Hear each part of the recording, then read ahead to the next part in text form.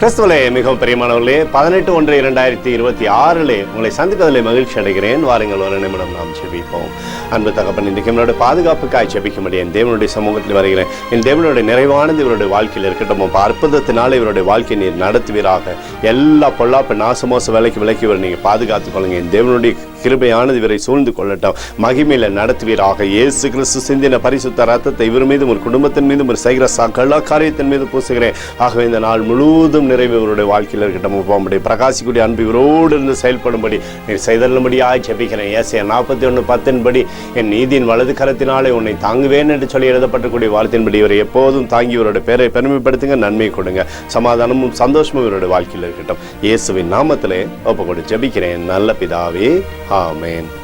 பிரியமான ஜெப பங்காளரே, ஒரு நிமிடம் நம்ம இந்திய தேசத்திற்காகவும் ஜெபிப்போம். அன்பு தகப்பனே, 18/1/2026 இந்திய தேசத்திற்காக ஜெபிக்கும்படி ஆயுமடி சமூகத்தில் வருகிறேன். தேசமானது நன்மை பார்க்கும்படி நீர் செய்தல்லும்படி ஜெபிக்கிறபடி கோளும் கைத்தடியும் தேசத்தை தேற்றட்டும். உடைய அன்பின் பிரசனம் தேசத்திலிருந்து பிரகாசிக்கூடிய நன்மையை தரும்படியாக ஜெபிக்கிறேன். அப்பாமடி சமாதானத்தின் ஆவியானவர் தேசத்தை ஆண்டவரை முத்திரையிடட்டும். எங்களுக்காக அடித்து நொறுக்கப்பட்டுக்கூடிய இயேசு கிறிஸ்துவும் அவர் சிந்தனை விலையேறப்பட்ட ரத்தத்தை வைத்து ஒப்புக் கொடுக்கிறேன். அத்தோடு இந்திய தேசத்தில் எழுப்புதலை தரும்படியாய் ஜெபிக்கிறேன். எழுப்புதலை தருவீராக, எழுப்புதலை தருவீராக, எழுப்புதலை தருவீராக.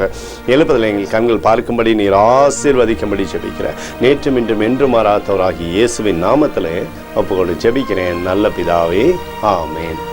பிரியமான ஜெப பங்காளரை, ஆண்டவர் நம்மளுடைய ஜெபத்தை கேட்டிருக்கிறார். இந்த நாள் முழுதும் கர்த்தராகிய இயேசு கிறிஸ்துக்குள் நீங்கள் வளரும்படி உங்களை வாழ்த்தி ஆசீர்வதிக்கிறேன், ஆமேன்.